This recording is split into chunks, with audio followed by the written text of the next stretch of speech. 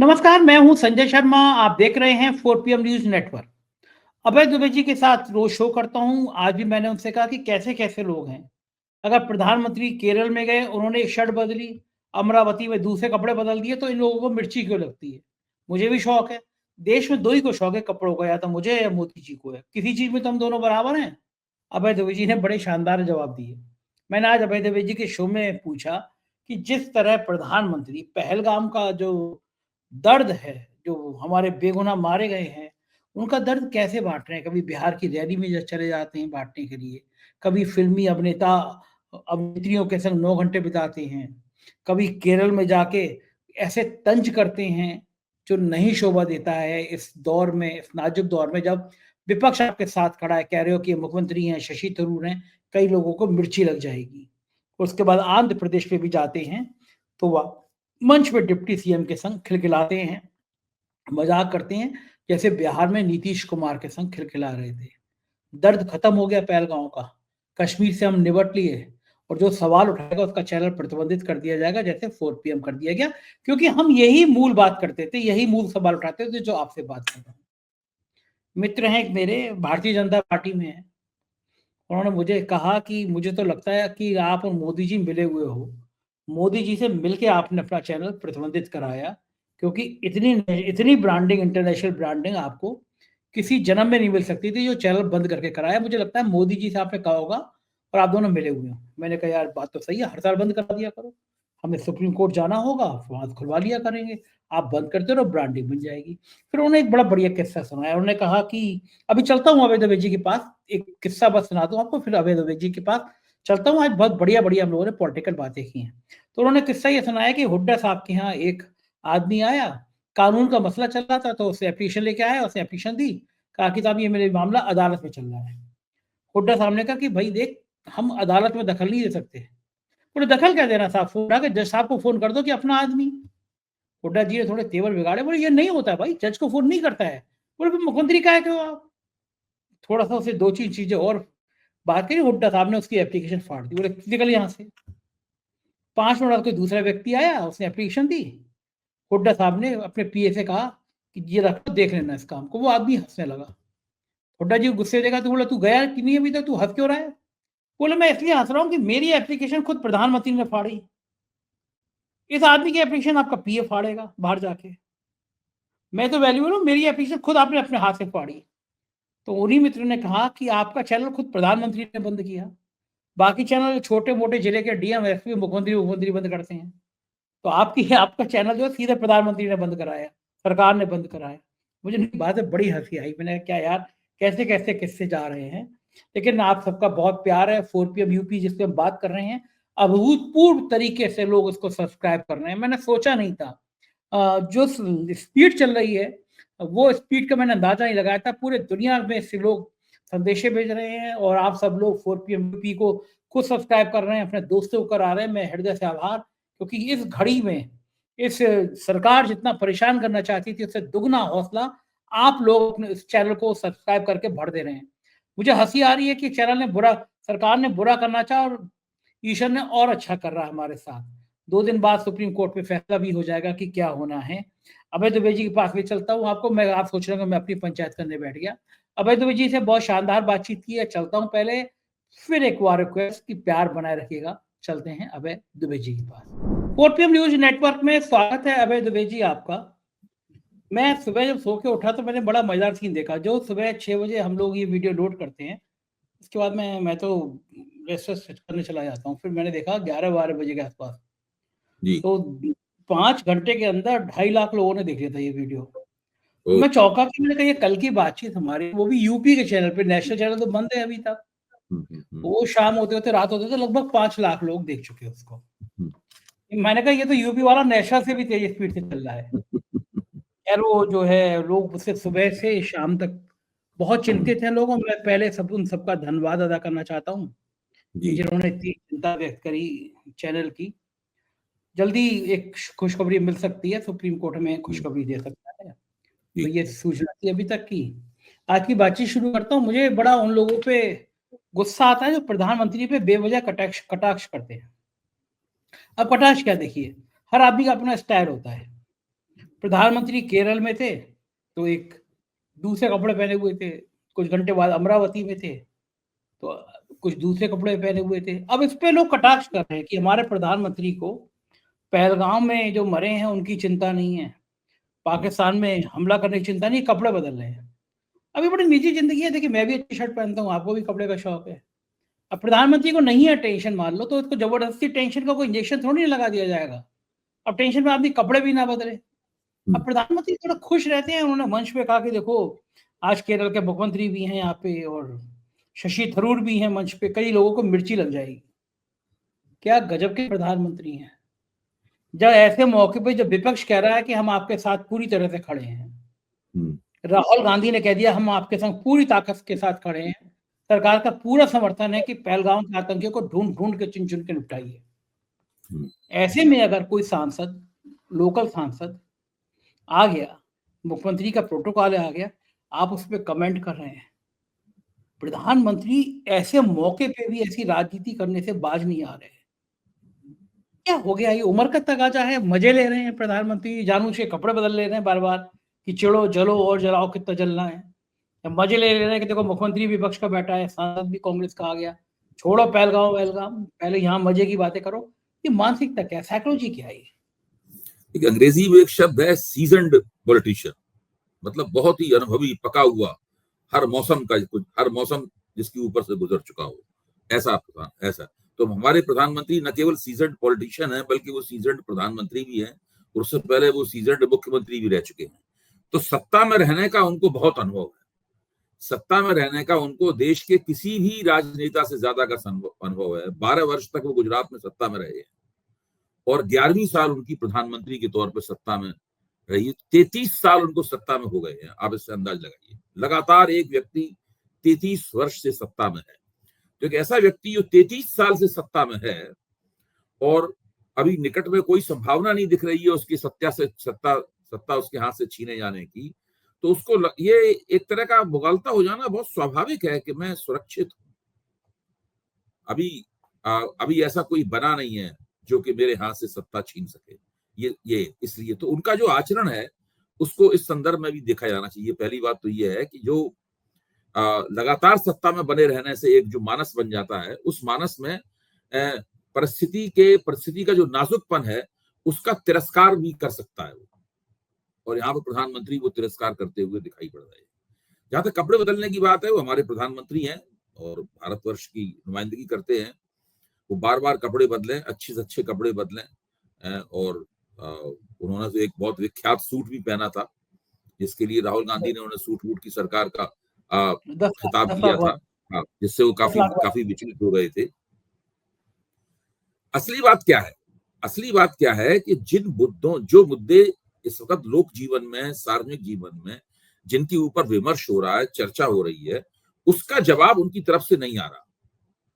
भाई वो दिखाना चाहते हैं कि शशि थरूर देखिए अब भाजपा में जाने के लिए तैयार हैं, कुछ इस तरह का उन्होंने जो बात कही उससे ये निकलता था। शशि थरूर उन्हें हवाई अड्डे पर उनकी अगवानी करने के लिए भी गए और अपने उन्होंने ट्वीट में लिखा, शशि थरूर ने, कि मैं हमारे निर्वाचन क्षेत्र में प्रधानमंत्री आ रहे हैं, मैं उनका स्वागत करने के लिए सही समय पर हवाई अड्डे पहुंच गया हूं, ये उन्होंने लिखा। असली बात क्या है? असली बात यह है कि लोग ये पूछ रहे हैं कि जब आपके पास डिजिटल फुटप्रिंट्स हैं, यानी जब आपके पास डिजिटल सबूत हैं उन 4 आतंकवादियों के जिन्होंने हत्याकांड किया, पाकिस्तान की तरफ भेजे गए, तो उन डिजिटल फुटप्रिंट्स के होने के बावजूद 4 दिन से वो आतंकवादियों को आप पकड़ क्यों नहीं पाए? 4 दिन या फिर बहुत दिन हो गए? 10 दिन हो गए, तब पकड़ क्यों नहीं पाए? हम लोग जानते हैं कि जब उड़ी सर्जिकल स्ट्राइक हुई थी तो वो आतंकवादी घटना के 10वें दिन कर दी गई थी। जब बालाकोट सर्जिकल स्ट्राइक हुई थी तो वो पुलवामा घटना के 12वें दिन कर दी गई थी। ये सब मैं रिकॉर्ड की बातें बता रहा हूं, सब लोगों को पता है, आपको भी पता हो। तो अभी तो 2 दिन का टाइम है। हाँ, अभी 2 दिन का टाइम है, उसको भी हम लोग देख लेंगे। अच्छा, दूसरी बात यह है कि अब वो सर्जिकल स्ट्राइक करेंगे, हवाई सर्जिकल स्ट्राइक करेंगे कि जमीन से कोई कमांडो दस्ता भेजा जाएगा, जैसा कि उड़ी सर्जिकल स्ट्राइक में भेजा गया है, वो भेजा जाएगा, या वो क्या करेंगे, ये तो हम लोग अभी बाद में चर्चा करेंगे इसी अपनी बातचीत में।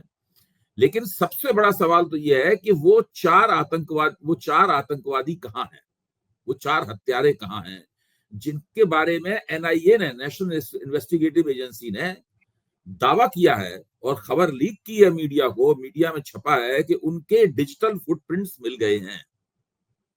ये पता लग गया है कि वो यहां से बात करते थे तो पाक ऑक्युपाइड कश्मीर में बैठे हुए उनके हैंडलरों से उनकी बातचीत होती थी।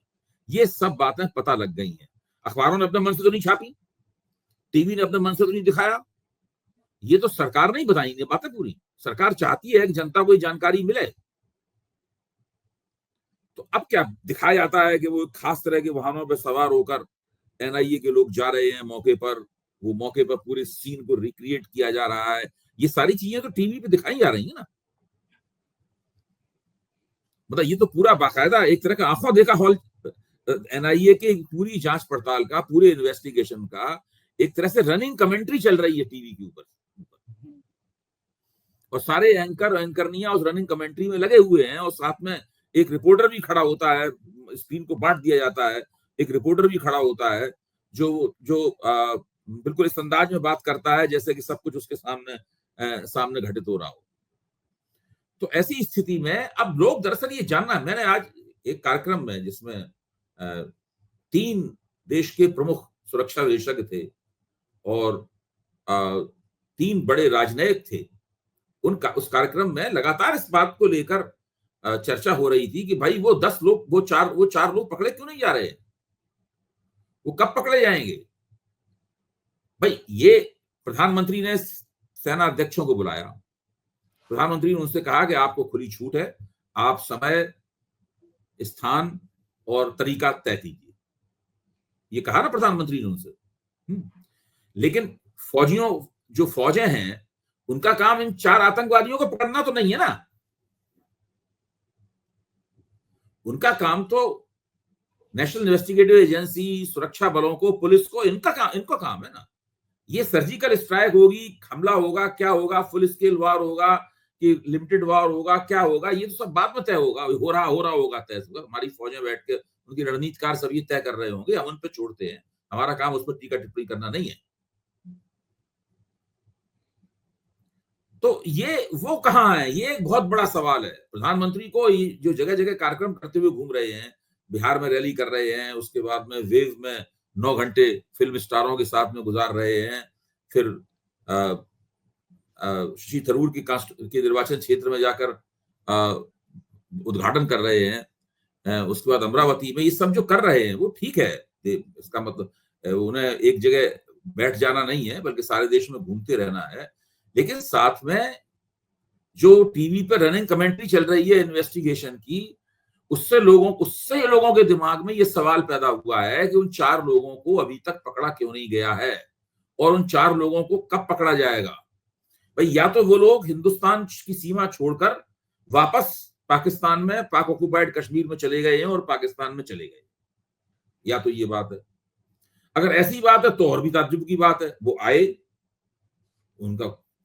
वो एकदम अदृश्य रूप से आए, उन्होंने भयंकर हत्याकांड किया और वापस भी चले गए। एनआईए डिजिटल फुटप्रिंट प्राप्त कर चुका है, लेकिन उसका कोई मतलब नहीं है। या वो अभी हिंदुस्तान में है तो वो कितने दबाव में है सुरक्षा बलों के। भाई अब एनआईए कुछ भी नहीं बताता, या तो नेशनल इन्वेस्टिगेशन एजेंसी कुछ भी नहीं बताती लोगों को। जब ये सब बताया गया है और टीवी के ऊपर ये सब दिखाया जा रहा है, तब फिर लोगों के दिमाग में सवाल उठना लाजमी है कि वो कब पकड़े जाएंगे और उनकी पकड़ने के बारे में जो जांच चल रही है उसकी प्रगति क्या है। ये एक बहुत बड़ा सवाल है जो कि भारतीय जनता पार्टी के प्रधानमंत्री न बताएं तो प्रवक्ताओं को बताना चाहिए, प्रवक्ता अगर ना बताएं तो गृह मंत्रालय के किसी प्रवक्ता को बताना चाहिए। कुछ तो होना चाहिए, कुछ तो हमें पता लगना चाहिए। एक देश के नागरिक के तौर पर हम लोगों का अधिकार है ये जानना। या पहले ही से कह देते कि भाई इस सवाल के ऊपर अभी हम किसी को कुछ नहीं बताएंगे, हम जांच पड़ताल कर लेंगे और जब हमें ठोस कोई जानकारियां मिलेगी तब पता लगेंगे। जांच पड़ताल के तो आप एक एक पल की खबर दे रहे हैं और कुछ बता नहीं रहे।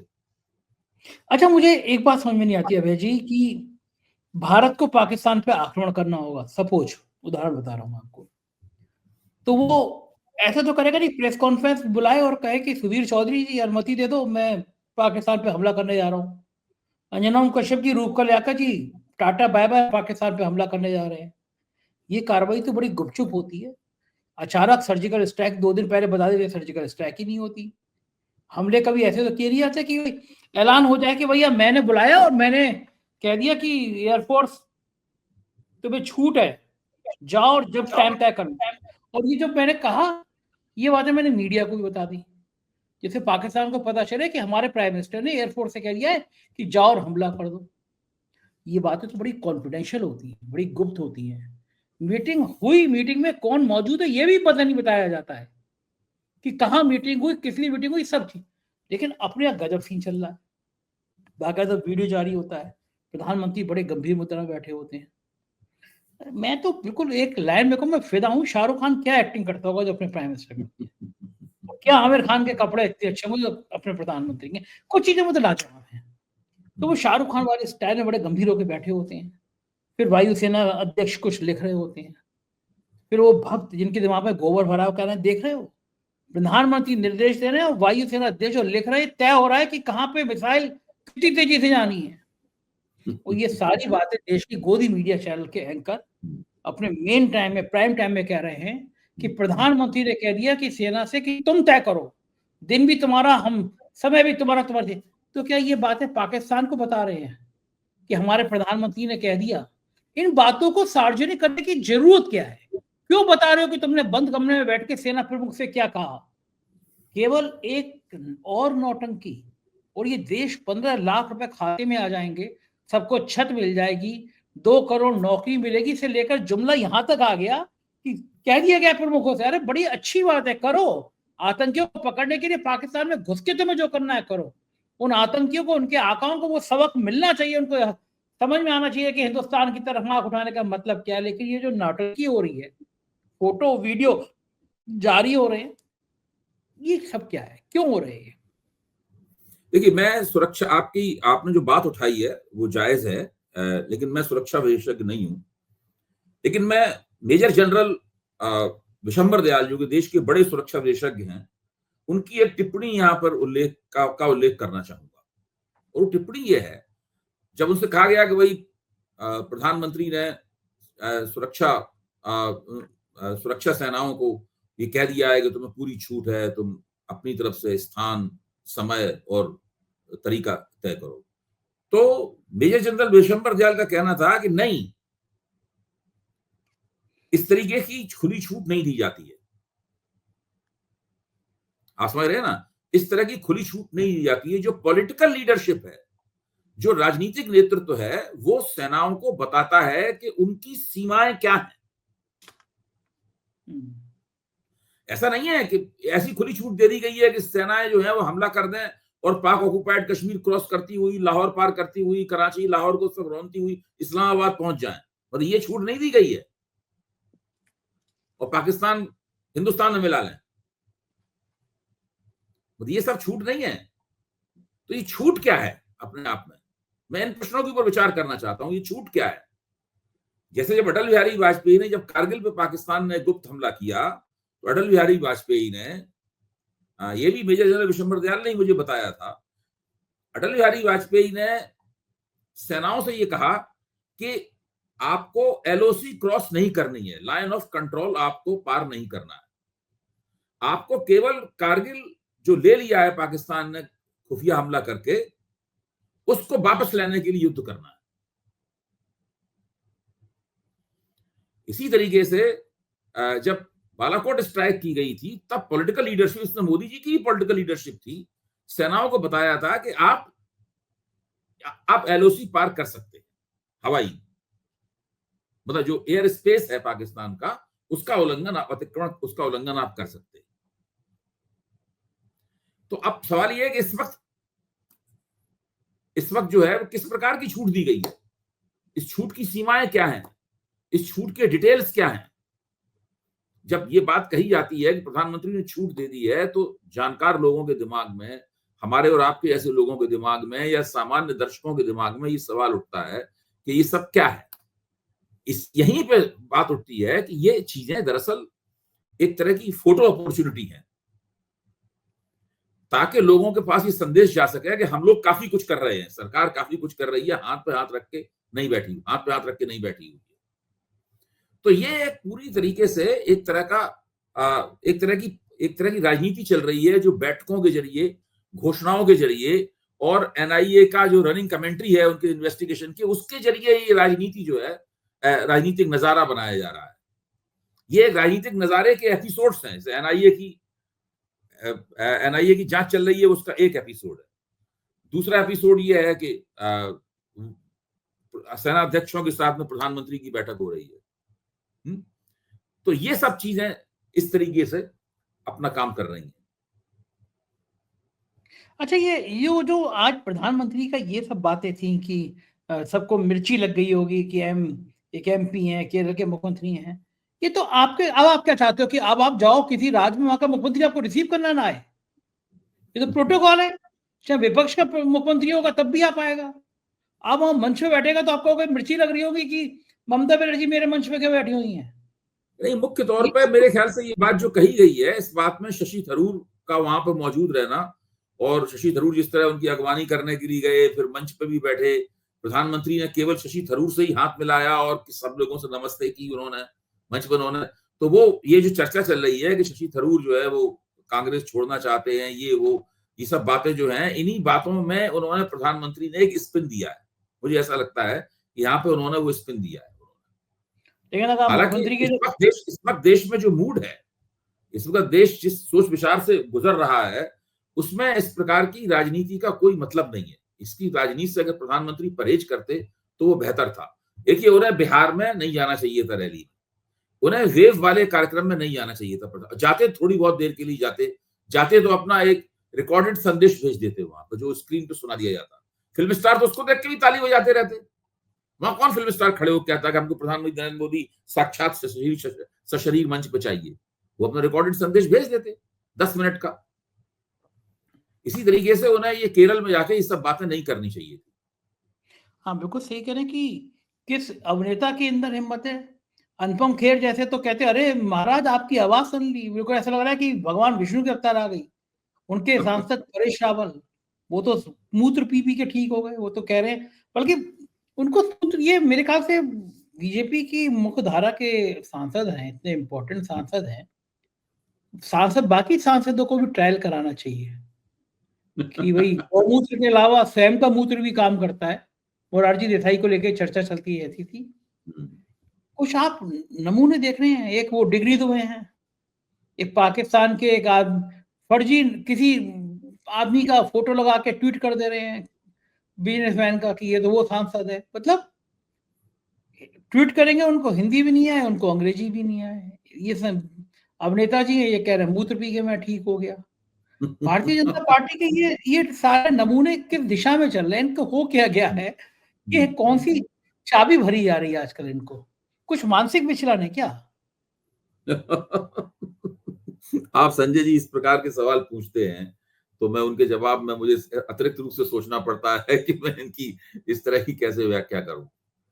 अच्छा, मुझे बताइए, एक आप पूरी दुनिया, अभय जी आप अपने पूरी दुनिया घूम के आए हैं। अमेरिका में बैठा हुआ इंटेलेक्चुअल आदमी, अमेरिका का पॉलिटिशियन, लंदन का पॉलिटिशियन, सऊदी का पॉलिटिशियन, क्या सोचते हो यार, ये आदमी सुबह टॉयलेट में जाता है अपना मूत्र पीने के लिए और ये सांसद है हमारा, क्या करें इनका? जी हाल है ये पार्टी ऐसे नमूनों से भर गई है ना। मतलब एक वो है मैडम, उन्हें आजादी 2014 में मिली, उनकी भी नए बयान आए हैं।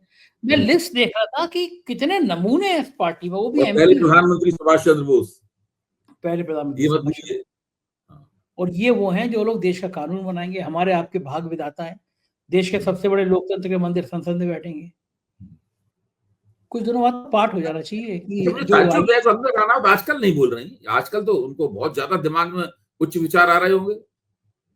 हाँ, परेशान है ना। निशिकांत दुबे ने सारा स्पेस जो है वो खुद हड़प लिया है। क्योंकि हाँ भाजपा के और कोई सांसद वगैरह नहीं बोल रहे हैं। परेश रावल तो पूर्व सांसद हैं, जो मौजूदा सांसदों में भाजपा का और कोई, निशिकांत दुबे ने सब सांसदों की जिम्मेदारी ले ली है। यहाँ तक कि गिरिराज किशोर नहीं बोल रहे हैं। भाई मुझे ताज्जुब इस बात का है, अभी तक तो गिरिराज किशोर को पाकिस्तान के खिलाफ कम से कम 1 दर्जन वक्तव्य दे देना चाहिए थे। हाँ, अब बेचारे किस मुंह से कहें, वो ये कहें कि पाकिस्तान आके हमें डंडे मार के चला गया, हमारे नहीं 56 नहीं, इंच वो वाले। मुझे लगता है ये कि शायद भाजपा की तरफ से ही कहा गया है कि सिर्फ निशिकांत दुबे ही बोलेंगे और दूसरे सांसद नहीं बोलेंगे, नहीं, निशिकांत क्योंकि दुबे कोई जी नहीं ने बोल एक रहा। ऑफर, मुझे लगता है कि निशिकांत दुबे जी ने एक ऑफर दे दिया होगा कि मैं हम्म। सबसे ज्यादा जोकर बने की बातें मैं ही कर सकता हूँ, तो कुछ दिनों के लिए मुझसे ट्रायल कराया जाए। मैं किसी का फोटो कहीं लगा के ट्वीट कर दूंगा, मैं किसी का पाकिस्तानी एजेंट बना दूंगा। तो ये जो जोकरबंदी का जो कॉपीराइट है, मुझे लगता है वो निशिकांत दुबे को दे दिया गया है। इस तरह के मस्करे राजा को पसंद होते थे ना, पहले भाट होते थे, चारण होते थे, तुम दिन को अगर रात को हो तो हम रात कहेंगे। तो निशिकांत दुबे जैसे नमूने जो होते हैं, एक डिग्री, उनको डिग्री दुबे कहते हैं आजकल लोग। और हमारी मित्र मोनी सिंह, वो तो उन्होंने नाम ही अलग दे दिया, मनु दुबे। उन्होंने एक लिस्ट गिना दी कि बंदा जिसके संग रहा उसकी लुटिया डूब गई। एक तरफ से लिस्ट गिनाई, 15 लोगों की। तो लेकिन जो एक गंभीर पार्टी लेकिन थी। भाजपा के नेतृत्व को वो बहुत पसंद है भाई। रोहिणी जी ने जो हाँ, भी कहा उनके बारे में, लेकिन निशिकांत दुबे मेरे ख्याल से भारतीय जनता पार्टी के नेतृत्व को बहुत पसंद है। निशिकांत दुबे को जितनी लिफ्ट भाजपा आला कमान से मिली है, वो लिफ्ट अनायास नहीं हो सकती है। मतलब वो जानबूझ के दी जा रही है लिफ्ट। कोई भी व्यक्ति भाजपा आला कमान से अपने मन से इतनी लिफ्ट नहीं ले सकता है। वो लिफ्ट जानबूझ के दी जा रही है, इसके पीछे कोई डिजाइन है। कहीं ना कहीं से उनको भाजपा आला कमान की निगाह में चढ़ाया गया है। देखिए, जब भी संसद में किसी बड़े प्रश्न पे बहस होती है, उनको पहला नंबर पे बुलवाया जाता है। उसके बाद में वो लगातार सार्वजनिक जीवन में बड़े बड़े बयान दे रहे हैं। वो देश के पहले, आज तक के पहले सांसद हैं जिन्होंने मुख्य न्यायाधीश के लिए ये कहा है, नाम लेके कहा है कि ये देश में धार्मिक विरोध भड़का रहे। ये बाकायदा एक गाली है, मैं आपको बताऊं। मुझे लगता है कि जो जिनसे ऐसे बड़बोले बयान दिलवाए जाते हैं, उनको ढक्कन बना दिया जाता है। एक अच्छा, टाइम में मुझे ये लगता है अनुराग। कि जब से उन्होंने ये वक्तव्य दिया है मुख्य न्यायाधीश वाला, तभी से गिरिराज सिंह सहम गए हैं।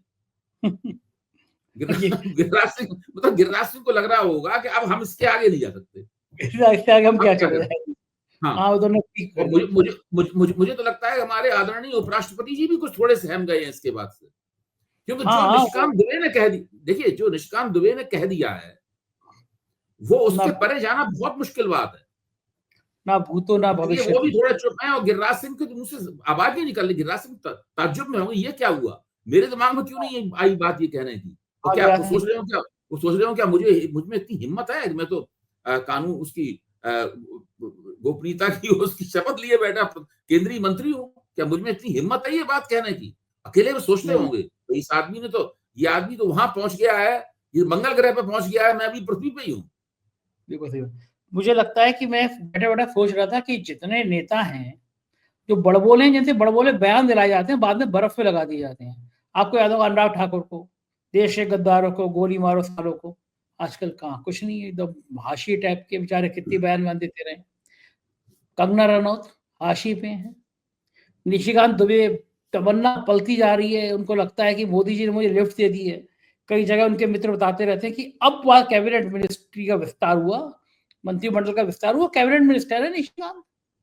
वो बेचारा 2 टर्म से इसी सपनों में है कि मैं मंत्रिमंडल में शामिल हो जाऊंगा। जो फ्रस्ट्रेशन है ना सुप्रीम कोर्ट का, वो मंत्री वाला फ्रस्ट्रेशन है कि मंत्री नहीं बन पाऊंगा। आखिरी सवाल, अब अगर प्रधानमंत्री गए जाए किसी राज्य में और मुख्यमंत्री कह दे कि आप मंच पर इस तरह के कमेंट करते हैं, अगर वहां पे मैं बैठा आज नहीं, अब किसी मुख्यमंत्री राज्य, प्रधानमंत्री कहाँ कार्यक्रम है? प्रधानमंत्री किसी राज्य के कार्यक्रम में अच्छा। जाए, मुख्यमंत्री को जाना चाहिए। लेकिन अगर कोई हम्म, मुख्यमंत्री ये कहते कि हम्म, प्रधानमंत्री जी, अगर मंच पे आपके कोई हम्म, मुख्यमंत्री बैठा है तो आप इस तरह कटाक्ष करते हैं, इसलिए हम्म, मैं आपके कार्यक्रम में आने में असमर्थता व्यक्त करता हूँ, हम्म। क्योंकि आप कटाक्ष करेंगे मेरे मंच पे, मेरी आपकी पार्टी अलग अलग है। तो इसमें गलती किसकी मानी जाए, प्रधानमंत्री की या मुख्यमंत्री की? ये तो इस बात में जो जितना भी गोदी मीडिया है वो सब मुख्यमंत्री के ऊपर टूट पड़ेगा कि उसने प्रोटोकॉल का उल्लंघन किया। हम्म, और हमारे आपके जैसे लोग कहेंगे कि ये बिल्कुल ठीक किया उसने। अब दूसरे हम्म, मुख्यमंत्रियों को भी इसी का पालन करना चाहिए, नई परंपरा का। तो देखिए है क्या कि पूरी जो ओपिनियन है, पूरा राजनीतिक मत जो है उसका ध्रुवीकरण हो गया है पूरी तरीके से। और ये नरेंद्र मोदी के राजनीति में शीर्ष स्थान पर पहुंचने का सबसे बड़ा फलितार्थ है, सबसे बड़ा परिणाम है कि इसने इसीलिए बिल्कुल जो राजनीतिक बहस है उसका इतना ध्रुवीकरण हो गया है, इस स्तर तक ध्रुवीकरण हो गया है कि अब दरअसल जो आपस में मिलने वाले परस्पर व्यापी ओवरलैपिंग एरियाज होते थे वो पूरी तरीके से खत्म हो गए, ध्वस्त हो गए। बिल्कुल ठीक बात है, विचारधारा बिल्कुल 2 हिस्सों में बट गई है।